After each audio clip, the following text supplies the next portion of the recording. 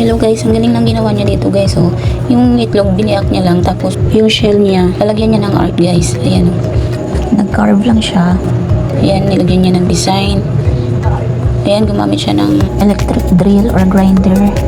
Tapos drinawingin niya ng bulaklak. Ayan. Ayan guys, oh. Ganda, di ba? Ayan, bunutasan niya. Tapos, ayan, lalagyan niya din yan ng design. Tapos gagawin niya yung patungan mamaya. Ayan. Ayan, napaka, ano nito, di ba?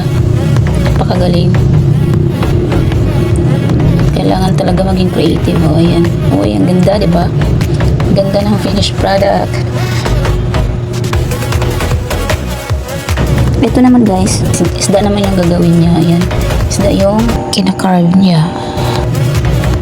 Ayan o, nilagyan niya ng kaliskis. Tapos, ito di ko alam kung perlas ba ito o bulaklak. Ayan.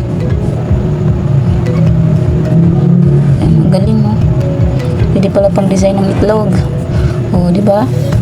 Ayan naman, pa-square naman yung ginawa niya. O. Ayan. Napakagandang gawa.